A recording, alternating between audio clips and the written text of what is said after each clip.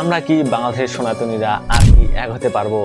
আপনার কি মনে হয়? কিছুদিন আগে আমাদের জন্য কিছুই করেছিলেন, তার ফলশ্রুতিতে আমরা কিছু পেয়েছিলাম, কিন্তু তারপর থেকে তার সাথে কি হচ্ছে আজকে আমি একটা পোস্ট দেখলাম, সেখানে চিন্ময় প্রভু মুক্তির জন্য মোট 11 লক্ষ টাকা প্রয়োজন, যার মধ্যে চিন্ময় প্রভুর মা নিজে স্বর্ণালঙ্কার বিক্রি করতে বাধ্য হয়েছে।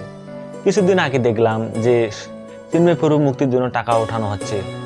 আপনার মনে প্রশ্ন থাকতে পারে, আসলে এই টাকাগুলো আসলে যাচ্ছে কোথায়?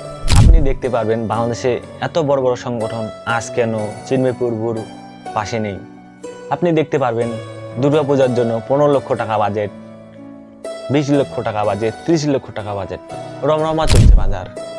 আমাদের পূজা মণ্ডপ তৈরি করার জন্য টাকা হয়, ঠাকুর প্রদর্শন করার জন্য টাকা হয়, লাইটিং এর জন্য টাকা হয়। চিন্ময় প্রভু আমাদের মুক্তির কথা ভেবেছিলেন, আজ তাকে কোথায় থাকতে হচ্ছে, আর আমরা আনন্দে ঘুমাচ্ছি, ঠাকুর দেখে বেড়াচ্ছি। এর আগের বছরেও ঠিক এমন হয়েছিল।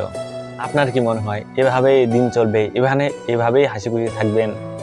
যতই শাক দিয়ে মাছ ঢাকার চেষ্টা করুন না কেন, দিন শেষে কষ্টটা কিন্তু আপনারই হবে। তো আপনাদেরকে বলে রাখছি, চিন্ময় প্রভুর এই অবস্থা, বাংলাদেশের সনাতনীরা কি এতটাই স্বার্থপর হয়ে গেছে? বাংলাদেশের সনাতনীদের কি যে খারাপ অবস্থা হতে চলেছে, সেটাই দেখার বিষয়। সনাতনীরা সাবধান হন, নিজেকে বুঝতে শিখুন। পূজায় এত টাকা খরচ না করে সনাতনীদের মানব কল্যাণে কাজে লাগান, এতে আমাদের ভবিষ্যৎ প্রজন্ম সুরক্ষিত থাকবে।